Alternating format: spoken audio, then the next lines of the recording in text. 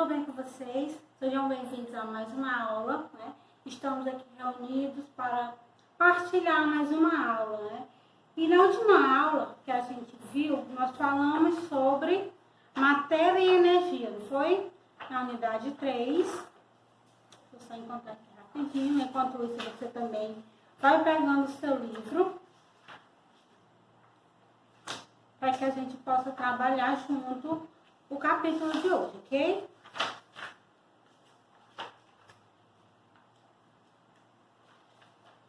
Então, nós demos início ao novo capítulo, né? O capítulo 7, Matéria e Energia. E nós falamos sobre as noções básicas, né? Que até no início do ano, já tinha pedido para vocês dar uma pesquisada sobre o sistema de unidades, não foi? Sistema Internacional de Unidades, sobre matéria, objeto, corpo. E hoje, né, a gente vai rever novamente isso. Então, a gente compreende até aqui que matéria é tudo que ocupa lugar no espaço. Repita comigo: matéria é tudo que ocupa lugar no espaço, certo? E nós aprendemos, né, que ao falar de matéria, a gente tem que ter noção do conceito também de objeto, de corpo e de objeto. E quando eu entendo o que é matéria, eu também tenho que entender o que é corpo e o que é objeto. Lembra que eu falei para vocês do exemplo? Quando eu penso na matéria madeira, né? Árvore, eu posso pensar no corpo madeira, em uma tora de madeira. E o objeto pode ser uma mesa, uma cadeira, um lápis e tantos outros objetos que têm utilidade, né? Matéria é tudo que ocupa lugar no espaço. O corpo da matéria é um fragmento, uma quantidade limitada dessa matéria. Enquanto o objeto é a finalidade pelo qual essa matéria está sendo utilizada. Entendido? Compreendido? Então vamos lá. Nós falamos também na aula passada sobre a diferença de massa e de peso, tá lembrado? Onde massa é uma quantidade limitada de uma matéria. Se eu pego uma cadeira, como essa que eu estou sentada, eu quero saber qual é a quantidade de matéria dela. O que eu vou fazer? Eu vou aferir a quantidade de matéria através de um objeto chamado balança. Então, aquilo do qual nós chamamos de peso é, na verdade, a quantidade de matéria, que a gente chama de massa. Fisicamente, o nome é massa, certo? Mas se isso é massa, o que é peso, professora? Peso, o que é peso? Peso é nada mais e nada menos que uma relação da massa de um corpo com a ação gravitacional agindo sobre esse corpo. Como muitos de vocês fizeram a questãozinha lá do astronauta, né? Exatamente, aquele jeitinho ali mesmo. Vocês fizeram tanto em relação à gravidade da Terra, que é 10, quanto da Lua, que era 1,6, né? E é exatamente isso, gente. Então, dando continuidade, nós falamos também sobre um sistema, né? Onde o sistema é qualquer porção limitada de matéria a ser submetida a um estudo. Então, tudo que eu vou estudar, que eu vou analisar, eu quero analisar a partir de agora quanto tempo cada material dessa xícara aqui vai durar. Quem vai durar mais? Então, isso aqui é um sistema que vai ser estudado. Eu quero saber, eu quero analisar quanto tempo dura, quantas chuvas, né, quantos invernos durarão uma caixa de papelão. Então, eu vou analisar aquele sistema. Então, tudo que vai ser posto para análise, para estudo, ali é um sistema. E esse sistema de análise de estudo, ele pode ser tanto aberto como fechado, ou até mesmo isolado. Como aqui na página 119, né? Aberto, quando tem capacidade de trocar tanto matéria quanto energia com o meio. Um exemplo é um copo com água e uma lata de refrigerante aberta e o corpo humano. Então, à medida que esse copo de água, essa lata de refrigerante, ela está no meio externo, né? Ela vai começar a trocar matéria, a trocar temperatura, e aí esse sistema aberto vai ser totalmente alterado. Já uma fechada, quando tem a capacidade de trocar somente energia com o meio ambiente, Para exemplificar, uma garrafa de refrigerante fechada ou uma bolsa de gelo utilizada para tratar hematomas. Então, aquele sistema fechado, ele vai agir somente em um determinado local, certo? Como a bolsa de gelo. E o isolado, quando não realiza nenhum tipo de troca com o meio. O fato só existe na teoria. Na prática, existem sistemas que apresentam condições bem similares, o que pode se observar em garrafa térmica, por exemplo. Eu até expliquei para vocês, mas, como a gente sabe, a garrafa térmica ela não é 100% prática, né? Ela não é 100%. Ela não vai conservar 100%, né? À medida que o tempo vai passando, que a temperatura pode alterar, as condições de conservação também podem ser alteradas. Então, a gente vai ver hoje sobre propriedades da matéria. Na 119, vamos ver junto. A matéria possui propriedades que a caracterizam. Essa propriedade podem ser gerais, que são comuns a todo tipo de matéria, não permitindo a diferenciação entre um tipo e outro, ou específica, que são singulares a algum tipo de matéria. Portanto, diferenciando um tipo de outro. Veremos agora os tipos mais comuns de propriedade da matéria. Então, vamos ver quais são eles. As propriedades gerais: massa, toda matéria eu sei que tem massa, impenetrabilidade, indestrutibilidade, volume, extensão, divisibilidade, compressibilidade, inércia, elasticidade e descontinuidade. Vamos ver cada um? São propriedades gerais as que não permitem que haja diferenciação entre os corpos, pois são independentes de substâncias de que elas são feitas. Por exemplo, de propriedades gerais, temos a massa, que é a quantidade de matéria que forma um corpo, como já vimos. Então, toda matéria tem massa, já que ela determina a quantidade de matéria, né? Impenetrabilidade. Dois corpos não podem ocupar o mesmo lugar no espaço. Como, por exemplo, temos o gelo em um copo d'água. Experimente colocar alguns cubos de gelo para refrescar a sua água no dia de calor. Você vai perceber que o nível de água do copo subirá, e a água do estado líquido possui volumes diferentes que irão se somar dentro do corpo, cada um ocupando seu espaço. Outro exemplo muito simples é vocês colocarem um copo de água, medirem a quantidade de água com a régua.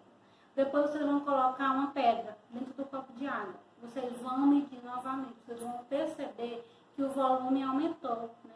E vocês vão descobrir que aumentou por quê? Por conta do volume da pedra.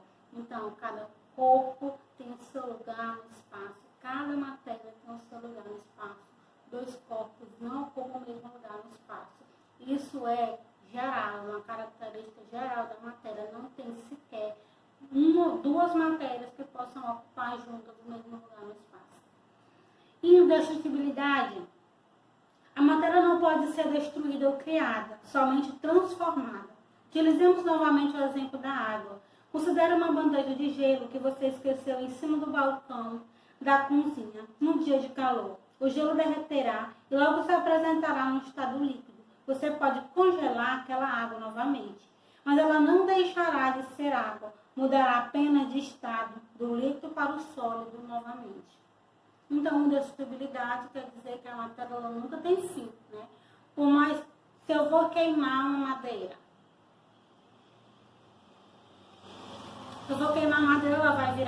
ela vai virar carvão, ela vai virar cinza, vai virar um pó, mas ela não vai ter fim. A matéria ela nunca se perde, ela sempre se transforma.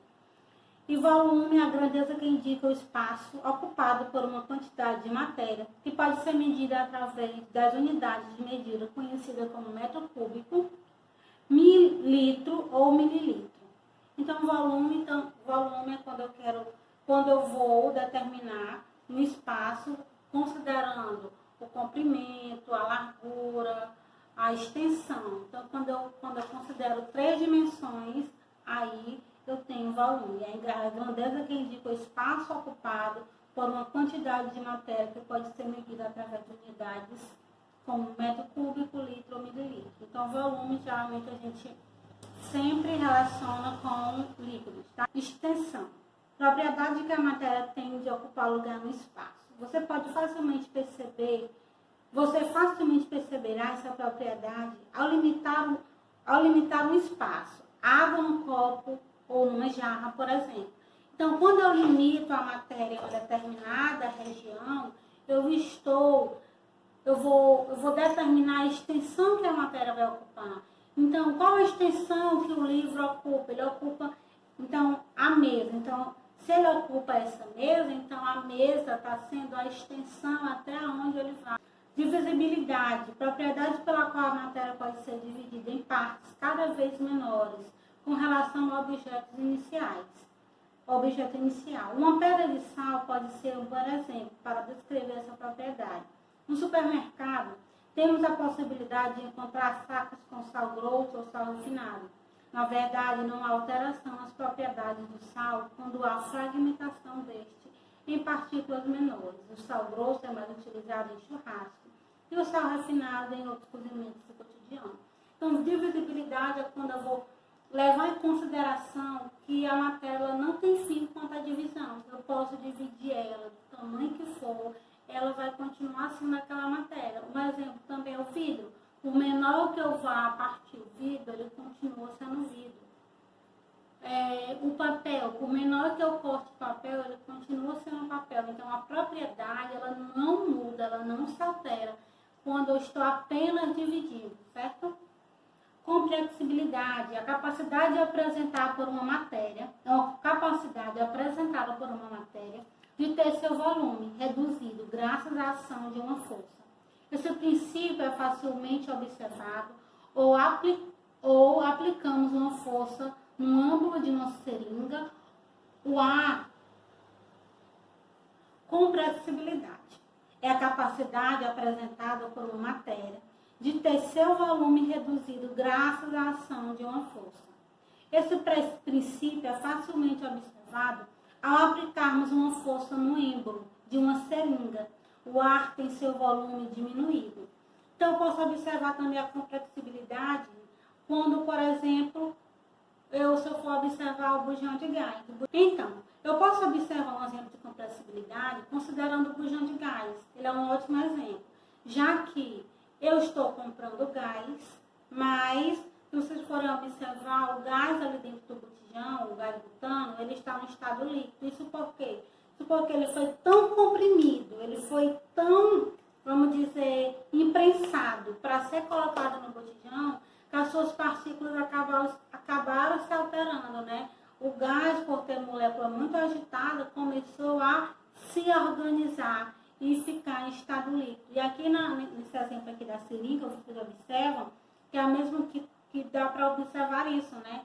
Que com o êmbolo levantado, antes de eu comprimir esse êmbolo, a seringa, eu observo que as partículas estão soltas. Então, à medida que eu vou dando compressão nesse êmbolo, as partículas vão se unindo. Outra característica também, propriedade, é a inércia. A inércia, um corpo tende a permanecer no seu estado de repouso ou de movimento uniforme, até que uma força externa atue sobre ele. Imagine então um carro em movimento. Quando freamos bruscamente, é possível perceber de forma nítida que o nosso corpo, no assento, tende a ir para a frente, continuando o movimento do carro, até aquele determinado momento da freada. Ou numa bicicleta, quando somos interrompidos por algum obstáculo, a chance de sermos lançados para frente é imensa, depende da velocidade do ciclista. Então, a inércia é uma propriedade que quer dizer o quê? O corpo tende a permanecer no estado em que se encontra. Se estamos em movimento, ele continua em movimento. Se estamos parados, ele continua parado. Por isso que quando a gente está na garupa de uma moto ou no carro e a pessoa sai de uma vez, a gente tende a ir para trás. Por quê? Porque o nosso corpo estava em repouso e ele tende a ficar em repouso. Por isso que a gente sofre uma ação que está alterando essa condição. E a mesma coisa acontece se a gente estiver nesse veículo, na moto, no carro, e a pessoa frear uma vez por conta de algum obstáculo, de qualquer outra situação, o nosso corpo tende a ir para frente. Por quê? Porque tem uma força que está alterando essa condição que estávamos, que era a velocidade. Agora ela vai para o repouso. Então, o nosso corpo tende a permanecer nesse movimento, certo?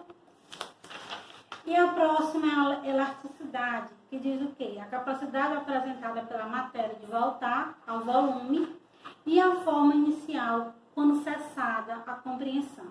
Por exemplo, podemos citar o elástico do cabelo, se a força aplicada sobre ele cessar, sua tendência será voltar ao estado inicial. Sobre a elasticidade não tem segredo. O que a propriedade fala do elástico? Se eu vou esticar até o máximo, independente, se eu vou até o máximo mesmo, estiquei, quando eu parar de aplicar essa força, ele vai o quê? Retornar para a sua forma original. Ele vai parar, né, de ficar tão esticado, certo? É isso que ele está querendo dizer, que a elasticidade é a capacidade que o corpo tem de retornar ao seu tamanho inicial. Pode ser observado em ligas, em molas, borrachas, descontinuidade. Por mais compacta que possa parecer toda a matéria, é descontínua, ou seja, existe espaço entre as suas moléculas, o que lhe confere maior ou menor resistência. Um bom exemplo disso é o concreto. Quando olhamos de longe, ele nos parece liso, mas se usarmos uma lupa, poderemos ver uma superfície cheia de furinhos. Então, o que a descontinuidade está querendo falar é que, por mais compacta que pareça ser uma matéria, ela é descontínua. Existe sempre um espaço entre as moléculas. Então, por mais que eu ache que, por exemplo, no sólido, eu sei que as propriedades sólidas, as moléculas estão juntinhas e organizadas, né, mas sempre existe um espaço entre essas moléculas. Elas nunca estão grudadas 100%, certo? Então, por hoje a gente fica com essas propriedades, para a gente não falar demais. E na próxima aula a gente retorna, né? Como continuar. Então é importante vocês começarem a descrever essas características de cada propriedade no caderno para facilitar a compreensão de cada um, certo? Então, muito obrigada pela sua atenção. Até a próxima aula. Não se esqueça de se cuidar, de priorizar a vida de vocês. Sai de casa só se for necessário.